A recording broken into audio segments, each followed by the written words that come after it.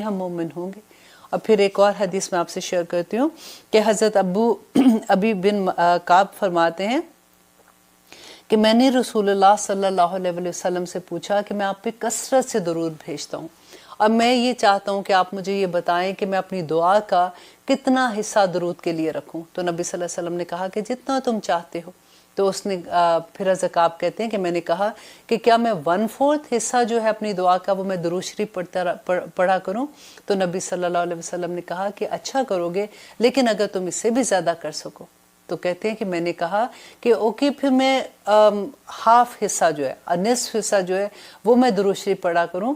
तो नबी सल्लल्लाहु अलैहि वसल्लम ने कहा कि अच्छा करोगे, लेकिन अगर तुम इससे भी ज़्यादा कर सको। तो फिर नबी सल्लल्लाहु अलैहि वसल्लम को उन्होंने क्या कहा था कि मैं 2/3 हिस्सा जो है वो मैं दुरूद शरीफ पढ़ा करूँ। तो नबी सल्लल्लाहु अलैहि वसल्लम ने फिर वही जवाब दिया कि अच्छा करोगे, लेकिन अगर इससे भी ज़्यादा पढ़ सको। तो फिर अभी जो काब हैं, अबी बिन काब कहते हैं कि मैंने कहा कि या रसूलल्लाह, मैं अपना पूरा वक्त दरूद शरीफ पढ़ता रहूँगा। तो नबी सल्लल्लाहु अलैहि वसल्लम ने कहा कि ये तेरे लिए, तेरे दुनिया के जो गम हैं, परेशानियाँ और मुसीबतें हैं, ये उनके लिए काफ़ी हो जाएगा। और फिर इसके अलावा नबी सल्लल्लाहु अलैहि वसल्लम ने कहा कि तेरे गुनाह के लिए, जो भी तू गुनाह करेगा उसकी बख्शिश का बायस बनेगा। ये तिरमिज़ी की हदीस है। और अब देखिए इसी तरह से, क्योंकि हम लोग जब भी मैं ये अपना लेक्चर तैयार कर रही होती हूँ तो कोई भी ऐसी बात जो आती है, क्योंकि आज जुम्मा भी था और दुरूद शरीफ हम लोग बहुत ज़्यादा भी पढ़ते हैं, वैसे तो हर रोज़ ही पढ़ते हैं, लेकिन एक जुम्मे की वजह से थोड़ा सा और भी ज़हन में आता है कि हमें और ज़्यादा पढ़ना चाहिए। तो फिर मैंने सोचा कि मैं थोड़ा सा आपको हदीस शेयर करती हूँ। जब भी हम ऐसी हदीस पढ़ते हैं तो फिर हमें शौक़ भी ज़्यादा आता है, फिर हम it's just a reminder call. अभी हम हदीस का कोर्स कर रहे हैं, तो उसमें मिशकातुल मसाबी में मैं कुछ वज़ू के बारे में पढ़ी थी। तो I just wanted to share with you all के, क्योंकि वज़ू एक ऐसी चीज़ है कि स्पेशली जब हम जॉब पे होते हैं तो हमें ये होता है कि उस वक़्त वज़ू करना थोड़ा मुश्किल हो जाता है, या कभी शादियों पे गए होते हैं तो उस वक़्त भी हमें लगता है कि पूरा तैयार होते हैं, मेकअप किया होता है, तो वज़ू मुश्किल होता है। और आपने अक्सर ये भी बात सुनी होगी, तो लोग कहते हैं अगर वज़ू ना करना होता ना तो मैं फिर पूरे 5 वक्त की नमाज़ पढ़ती। लेकिन क्योंकि जब हम ऐसी हदीस पढ़ते हैं जिसमें नबी सल्लल्लाहु अलैहि वसल्लम ने वज़ू की अहमियत को बताया, तो फिर हमारा ये दिल होता है कि नहीं, कुछ भी हो हमने वज़ू तो करना ही करना है, क्योंकि इतना अजर उसका। क्योंकि अबू हुरैरा कहते हैं कि जब कोई मोमिन बंदा वज़ू करता है और जब वो अपना चेहरा धोता है, सबसे पहले ना अपना चेहरा जब वो धोता है तो उसकी सारे वो गुनाह जो उसकी आँख ने किए होते हैं वो सारे धुल जाते हैं उसके साथ। जब वो अपने हाथ धोता है तो नबी सल्लल्लाहु अलैहि वसल्लम ने कहा कि उसके हाथों के सारे गुनाह धुल जाते हैं। जब वो अपने पाँव धोता है तो उसके पाँव के सारे गुनाह धुल जाते हैं और वो बिल्कुल पाक और साफ़ हो जाता है। माशाल्लाह। देखिए, और फिर हज़रत उमर कहते हैं कि रसूलुल्लाह सल्लल्लाहु अलैहि वसल्लम ने फरमाया कि वज़ू करने के बाद जब कोई ये दुआ पढ़ता है, सेकंड जो कलमा है ना, अशहदु ला इलाहा इल्लल्लाह व अशहदु अन्ना मुहम्मदन अब्दुहु व रसूलुहु, और कई रवायात में ये आता है कि अल्लाहुम्मा अजअलनी मिनत तव्वाबीन व अजअलनी मिनल मुततहरीन। तो जब ये पढ़ता है तो जन्नत के 8 दरवाजे उसके लिए खोल दिए जाएंगे, द डे ऑफ जजमेंट, और उसको 8 दरवाज़ों से आवाज़ दी जाएगी कि वो इस दरवाजे से अंदर दाखिल हो जाए। कितनी खूबसूरत बात है। देखिए, अगर सूरत कदर के बारे में आता है, इन्ना अंज़लनाहु फ़ी लैलतिल क़द्र, इसके बारे में आता है कि अगर वज़ू करने के बाद आसमान की तरफ देख के ये सूरह पढ़ी जाती है तो उससे आँखों की बनाई जो है वो ठीक रहती है। तो अल्लाह सुब्हानहू तआला हमें तौफीक अता करे, क्योंकि जब हम ऐसी बातें पढ़ते हैं, ऐसी अहदीस को जानते हैं, तो फिर हमें कोई चीज़ मुश्किल नहीं लगती है और अल्लाह सुब्हानहू तआला हमारे लिए आसान भी कर देते। अब देखिए, यहाँ पे जो हमने पहले पढ़ा था, पहली हदीस में हम ये देख रहे थे कि आँखों के गुनाह चले जाते हैं, हाथ के चले जाते हैं, पाँव के चले जाते हैं। तो यहाँ पे मैं थोड़ा सा आपको एक्सप्लेन कर दूँ कि गुनाह 2 तरह के हैं। जैसे यहाँ पे जिन गुनाहों की बात हो रही है वो गुनाह जो सगीरा गुनाह, छोटे गुनाह है ना, लेकिन कबीरा गुनाह जो है वो जब तक हम तौबा ना करें तो वो माफ़ नहीं होते। तो हमें अल्लाह सुब्हानहू तआला से तौबा भी, तो देखे कितनी आसान है कि आपने 2 रकात नमाज नफल पढ़े, अल्लाह सुब्हानहू तआला से अहद किया कि या रब्बुल आलमीन जो गुनाह हो गए इसके बाद मैं अब ये नहीं करूँगी, तो आप मुझे माफ़ कर दे। तो अल्लाह सुब्हानहू तआला की कितनी खूबसूरत क्या कहना चाहिए कि इनकरेजमेंट तो होती है ऐसे पढ़ के। तो अल्लाह सुब्हानहू तआला का वादा तो देखे ना کہ تمہارے دنیا میں زمین آسمان سے بھرے ہوئے گناہ بھی لے کے آؤ گے تو اللہ سبحانہ تعالیٰ کہتے ہیں وہ سارے معاف کر دیں گے. سبحان اللہ سبحان اللہ.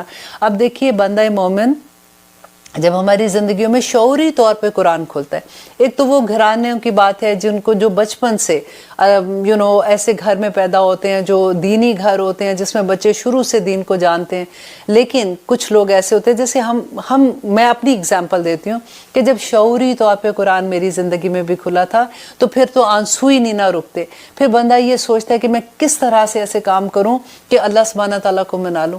کیونکہ ہوتا کیا کہ پہلے بھی ہم نیک کام کر رہے ہوتے ہیں, لیکن جو اس کے ساتھ ساتھ برائی والی چیزیں ہیں جب قرآن کو ہم انڈرسٹینڈ کر کے سمجھ کے پڑھتے ہیں تو پھر ہمیں لگتا ہے کہ اوکے یہ بھی غلط ہے, ایسے نہیں کرنا چاہیے, ایسے بھی نہیں کرنا چاہیے. تو پہلے کیا ہوتا ہے کہ نیکی کے ساتھ ساتھ ہم وہ کام بھی آرام سے کر رہے ہوتے ہیں تو ہم سمجھتے ہیں کہ ہم تو اچھے کام کر رہے ہیں کیونکہ نیکیاں بھی تو ساتھ ساتھ چل رہی ہوتی ہیں. لیکن جب ہماری زندگی میں قرآن کھلتا ہے نا, پھر سب سے خوبصورت یہ چیز ہوتی ہے کہ پھر وہ والا پارٹ جو ہوتا ہے نا اس کو ہم چھوڑنا شروع ہوتے ہیں. ایک ایک برائی ہمارے اندر سے نکلتی ہے الحمدللہ.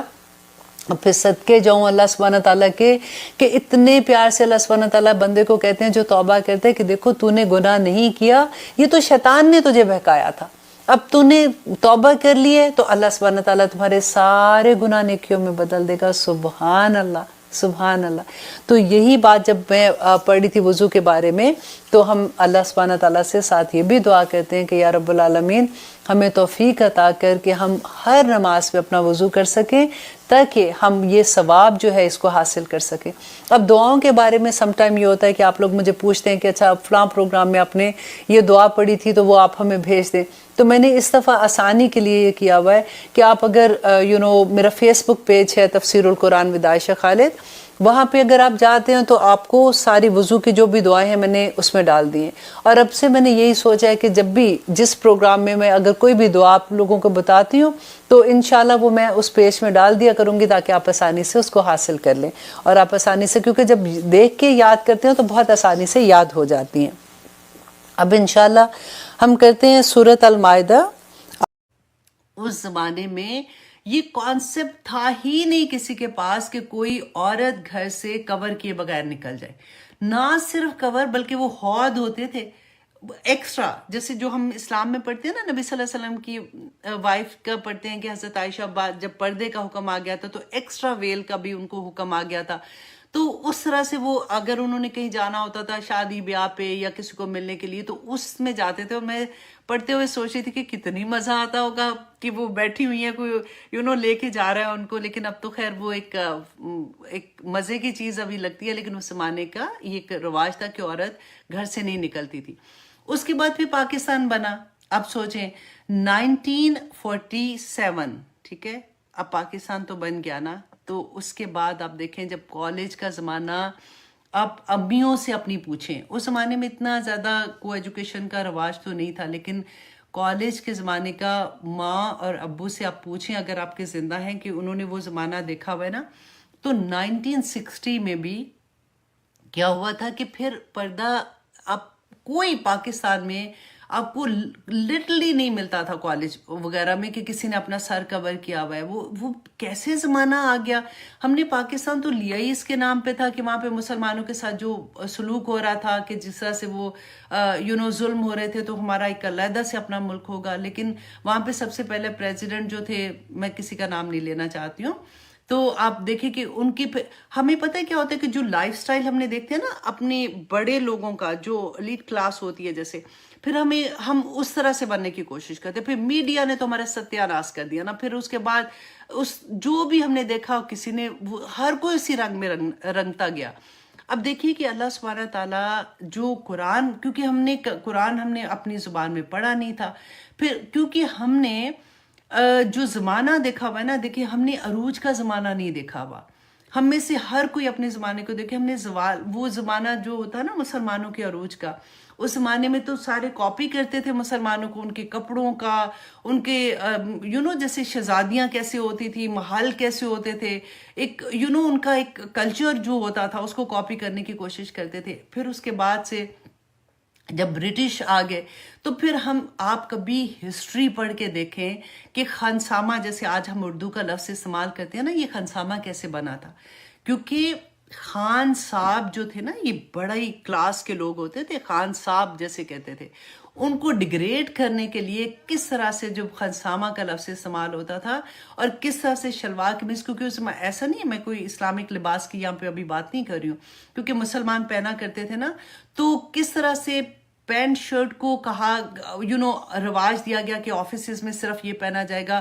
شلوار قمیض جو ہے وہ صرف سلیپنگ سوٹ بن کے رہ گئے تھے. آپ اپنے کبھی پڑھ کے دیکھیں ہسٹری کہ کس طرح سے بی لٹل جیسے کرتے ہیں نا ہماری کلچر کو، ہماری چیزوں کو کر کر کے، کہ ہم پھر کیا ہوتا تھا، بیکاز ہم نے تو پھر جن کو کاپی کرنا ہوتا تھا پھر ہم اس طرح سے بننے کی کوشش کرتے تھے. اور پھر اس میں تو ان کی جس کی کاپی کرنی ہے وہ تو جہاں پہ تھا ہم تو ہر حد ہی پار کر جاتے نا، پھر کہ ہم اسی طرح کے لگیں، ہمیں کوئی یہ نہ کہے کہ ہم تو بیکورڈ ہو گئے.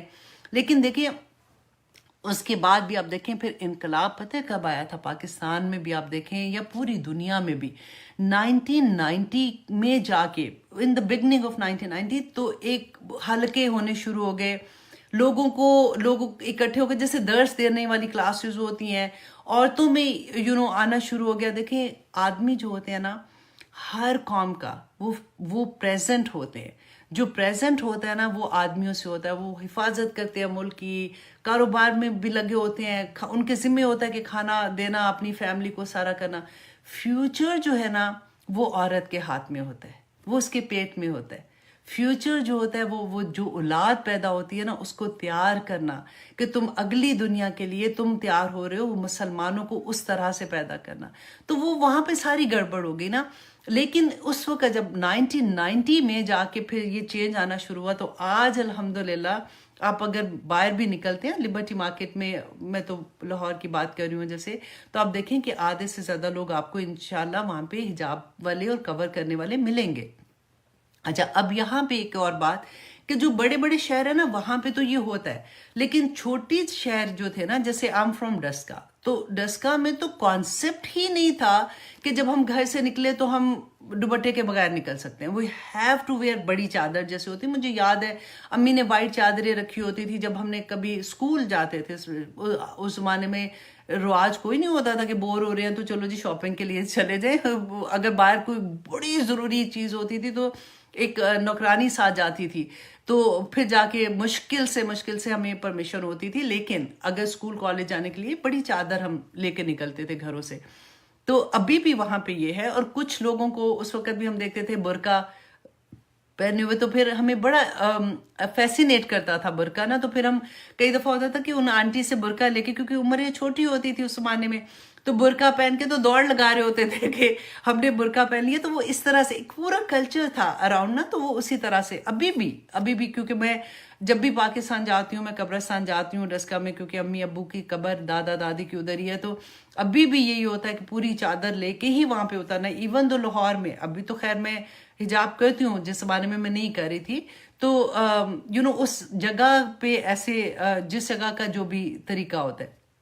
اب یہاں پہ ایک اور بات میں آپ کو یہ بتاؤں کہ پرابلم پتہ ہے کیا ہوئی، کہ جیسے فار ایگزامپل ہم تو جب ڈسکا میں تھے تو یہی طریقہ تھا کہ باہر نکلنا ہے، غیر محرم کے ساتھ جانا ہے، سامنے جانا ہے تو اپنے آپ کو کور کرنا ہے. لیکن جب شادی ہوئی تو لاہور چلے گئے، تو لاہور میں جو سسرال تھا ادھر تو کوئی پردہ نہیں کرتا تھا، اور وہ واز ویری کامن جیسے ریگولر فیملی میں ہوتا ہے. تو وہ کبھی بھی ایسا لگا ہی نہیں کہ ہم کوئی غلط کام کر رہے ہیں. اب کیونکہ وہاں کا ذرا ماڈرن والا ماحول تھا نا، تو اڈاپٹ کرنے میں کوئی شرم نہیں آئی. مطلب بڑا اچھا لگا کہ الحمدللہ واو میرے تو سسرال والے بڑے اچھے ہیں نا ماشاءاللہ. وہ تو وہاں پہ پینڈو تھے، یہاں پہ اچھے ہو گئے. تو یہ ہوتا ہے. اچھا میں نے آئی ریئلائز ون تھنگ کہ وہاں پہ جب ہم اپنے آپ کو کور کر رہے تھے نا، تو امی کیا ڈانٹتی تھیں کہ اپنے آپ کو دوپٹہ صحیح کرو، کور کر کے باہر جانا ہے، ہنسنا نہیں ہے. بچوں کو جیسے سمجھاتے ہیں سیدھی طرح سے چلو، ٹک ٹک کر کے پاؤں کے نہیں. یہ امی کی عادت ہوتی تھی. وہ ڈانٹتی تھی کہ زور سے پاؤں کے آواز کے ساتھ نہیں چلو، سیڑھیاں چڑھتے ہو آرام سے چڑھو، اتنی تیزی سے چڑھتے ہو. یہ سارا کچھ نا ہمارا کلچر میں ہمیں بتایا جا رہا تھا. ہمیں یہ نہیں پتا تھا اس وقت کہ کیونکہ قرآن تو ترجمے کے ساتھ اور تفسیر سے پڑھا بھی نہیں تھا, تو دین کہاں سے سیکھا تھا؟ اپنی امی ابو سے, محلے سے, اپنے رشتہ داروں سے, دوستوں سے. اب انہوں نے یہ کہا کہ دوپٹہ لینا اس لیے ضروری ہے, کور کرنا, کیونکہ باہر نکلو گے تو لوگ کیا کہیں گے, تو ایسے نہیں نکل سکتے. تو ہمیں یہی پتا تھا یہ کلچر ہے, ہمیں کبھی نہیں یہ پتا تھا کہ یہ مذہب ہے, یہ ہمارا دین ہے. سوری, مذہب نہیں, ہمارا دین ہے. اچھا, اب جب اگر میری امی شروع سے میرے اندر یہ چیز رکھتی نا کہ بیٹا یہ تمہارا دین ہے, اللہ کا حکم ہے, تم ایسے باہر نہیں جاؤ گی, تو جب میں شادی کے بعد اپنے سسرال میں گئی تھی تو میں وہاں پہ کبھی خوش نہ ہوتی کہ یار شکر ہے یہاں پہ تو نہیں لینا پڑا, رائٹ. وہاں پہ مجھے یہ پتا ہوتا ہے کہ میرا دین ہے, میرا اللہ تو وہاں پہ بھی وہی اللہ ہے, یہاں پہ بھی وہی اللہ ہے, تو میں نہیں اتارتی, کیونکہ میں نے یہ سوچا کہ وہ وہاں کا کلچر تھا اس لیے میں وہاں لیتی ہوں, اور یہاں کا کلچر ہے تو میں نہیں لیتی ہوں, تو بات ختم ہو گئی. بالکل یہی ہمارے ساتھ ہوتا ہے. اب میں صرف اتنی لمبی جو آپ کو سٹوری سنائی ہے وہ صرف اس وجہ سے کہ یہ آیات جو ہے ان پہ ہم جب عمل کرنے کی کوشش کریں گے نا انشاءاللہ تو یہ ساری باتیں آپ کو یاد رہیں گی. تو آئی ہوپ انشاءاللہ ہم سب کے لیے آسان ہو جائے گا. دوسرا لوگ جو کہتے ہیں نا, دیکھیں میں نے بڑے لوگوں سے اس ٹاپک پہ بات کی کہ آخر ایسے مطلب جیسے سورۃ نور میں کیا تھا. آپ دیکھیں کہ آیت نمبر 30 میں اللہ سبحانہ تعالیٰ, آپ خود آج سورۃ نور پڑھ کے دیکھیے گا کہ آیت نمبر 30 میں اللہ سبحانہ تعالیٰ نے فرمایا کہ سب سے پہلے آدمیوں کو کہا کہ آپ اپنی نگاہیں نیچے رکھو اور اپنی شرمگاہ کی حفاظت کرو. اللہ سبحانہ تعالیٰ جانتے ہیں جو تمہارے دلوں میں, اللہ سبحانہ تعالیٰ غائب جانتے ہیں. وہ سب سے پہلا حکم آیت نمبر 30 میں آدمیوں کو ملا. دوسری آیت نمبر 31 میں پھر اللہ سبحانہ تعالیٰ نے عورتوں سے فرمایا کہ تو اپنی, میں آپ کو وہ پڑھ کے سنا دیتی ہوں تاکہ آپ کو اس بات کا جو میں آگے کہنے لگی ہوں اس کی انٹینسٹی سمجھ آ جائے. اے نبی صلی اللہ علیہ وسلم, مسلمان عورتوں سے کہو کہ اپنی نگاہیں نیچی رکھیں. بالکل وہی حکم جو آدمیوں کو پہلے دیا, وہی حکم عورتوں کو دیا کہ اپنی نگاہیں نیچے رکھیں اور اپنی عصمت میں فرق نہ آنے دیں. ٹھیک ہے, وہی آدمیوں کو کہا کہ اپنی شرمگاہ کی حفاظت کرو, یہاں پہ عورتوں کو کہا کہ اپنی عصمت میں فرق نہ آنے دے. اور نمبر 3 چیز جو عورتوں کو خاص کہی گئی کہ اور اپنی زینت کو ظاہر نہ کرے سوائے اس کے جو ظاہر ہے, اور اپنے گریبانوں پر اپنی اوڑھنیاں ڈالے رکھیں. انڈر لائن کریں اس کو, اپنے گریبانوں پر اپنی اوڑھنیاں ڈالے رکھیں. ٹھیک ہے, اب یہ اتنا بینہ حکم آ گیا تو کیسے ایسے ہوا کہ اوڑھنیاں غائب ہو گئی؟ اب دیکھیں, خود دیکھیں کہ ہم جب فنکشنز میں جا رہے ہوتے ہیں, جب ہم نے کرتے پہنے ہوتے ہیں اسپیشلی, تو دوپٹے تو غائب ہی ہو گئے. دوپٹے کنوینئنٹلی نہیں لے رہے ہیں, اور اگر لے بھی رہے ہیں تو کیسے لے رہے ہیں, رائٹ؟ آپ کو خود پتہ ہے نا. تو اللہ سبحانہ تعالیٰ نے یہاں پہ کتنا بڑا حکم دے دیا. ابھی وہ حکم چھوڑ دے جو باہر نکلنا ہے تو اپنے آپ کو کور کرنا ہے, اور اس کے بعد اللہ سبحانہ تعالیٰ نے ساری جو آپ پڑھ کے دیکھیے گا آیت نمبر 31 سورۃ النور کی, کہ جو محرم رشتے ہیں نا ان کی ساروں کی ڈیٹیل کہ یہ تمہارا محرم رشتہ ہے ان کے سامنے. اور مفسرین نے یہ بتایا ہے کہ یہ آیا جو ہے یہ گھر کے اندر عورت کے رہنے کے لیے ایک اس کا طریقہ بتایا گیا کہ تم, کیونکہ عورتوں کا کیا ہوتا تھا گھروں میں کام جو کرتی تھی نا, تو جو دوپٹے لیے اور پیچھے کی طرف پھینک دیتی تھی, تو وہاں پہ حکم یہ آ گیا کہ دیکھو جو تم پیچھے پھینکتی ہو نا, جو کور کر کے, وہ نہ کرو, اپنی اوڑھنی اپنے سینے پہ ڈال دو. تو اب آپ خود سے دیکھیں کہ ہم یہ تو محرم رشتوں کی, آپ لائن پڑھ کے دیکھیے. پھر سورۃ احزاب میں اللہ سبحانہ تعالیٰ نے فرمایا کہ یا ایھا النبی قل لازواجک و بناتک و نساء المؤمنین, وہ پوری آیت پڑھ کے دیکھیے گا. یدنین علیہن جلابیبین, کہ جب تم گھروں سے باہر نکلتی ہو تو ایک اوپر ایکسٹرا آپ اپنے اوپر چادر ڈالو تاکہ تم پہچانی جاؤ, ستائی نہ جاؤ, رائٹ؟ تو کدھر جا کے یہ اتنی بڑی بات ہو گئی کہ مسلمانوں میں کہ یہ بات نہیں سمجھ آئی. اتنی کلیئر بات ہے. اب دیکھیں جب کوئی آتے ہیں نا عالم دین آتے ہیں تو سب سے پہلے یہی کویسچن پوچھا جاتا ہے.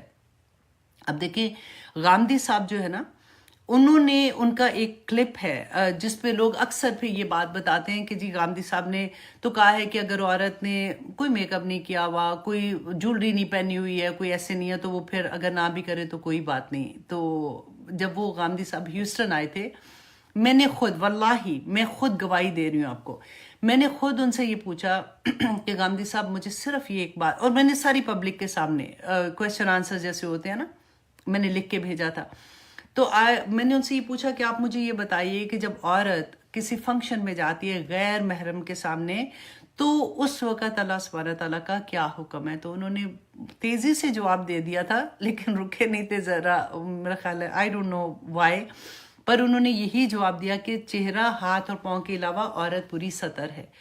تو پھر ہمیں کیا، کس چیز کی سمجھ نہیں آتی؟ دیکھیں، اچھا، اور سیکنڈ چیز، لوگ پتہ ہے کیا اس میں کیا ایک بات لیتے ہیں کہ جی یہ اختلافی مسئلہ ہے، اس میں لوگوں کا ڈفرینٹ رائے ہے۔ یہاں پہ میں آپ کو یہ بھی بات کلیئر کر دوں، یہ اختلافی مسئلہ بالکل نہیں ہے، بالکل بھی نہیں، ناٹ ایون اے سنگل، کوئی ایک آپ کو عالم دین یہ نہیں ملیں گے جو آپ کو یہ کہیں گے کہ جی عورت کا سر کور کرنا، اپنے آپ کو جیسے کور کرنا پورا، یہ دین میں نہیں ہے۔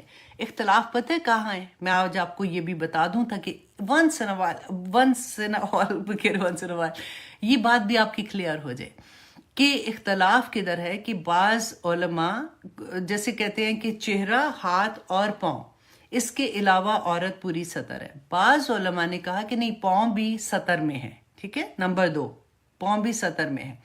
نمبر 3، بہت سے علماء نے یہ بھی کہا کہ نہیں، عورت کا یہ جو ہے نا نقاب یہاں تک، وہ بھی سطر میں آتا ہے، اور وہ ان کا کہنا یہ ہے کہ کیونکہ فتنے کا دور ہے، تو فتنے سے بچنے کے لیے عورت کو یہ بھی نقاب کر لینا چاہیے، لیکن حکم جو ہے وہ یہ چہرہ، ہاتھ اور پاؤں۔ اب یہاں پہ میں آپ کو یہ بھی بتا دوں، امام ابو حنیفہ، امام مالک، امام شافی، اور اس کے علاوہ اگر آپ دیکھتے ہیں، اگر آج کل میں بھی آپ دیکھتے ہیں نا، تو ذاکر نائک صاحب کو اگر آپ سن کے دیکھیں، آپ ہائیڈنگ ڈال کے تو آپ دیکھیں کہ وہ کیا کہتے ہیں اس کے بارے میں، تو وہ یہی کہتے ہیں کہ عورت جو ہے اس کا چہرہ، ہاتھ اور پاؤں کے علاوہ عورت پوری سطر ہے، ڈن، ٹھیک ہے۔ لیکن اس کے علاوہ امام احمد بن حنبل ہیں یا دوسرے اور بھی علماء ہیں جنہوں نے یہ کہا کہ عورت جو ہے وہ اس کا نقاب بھی ہے۔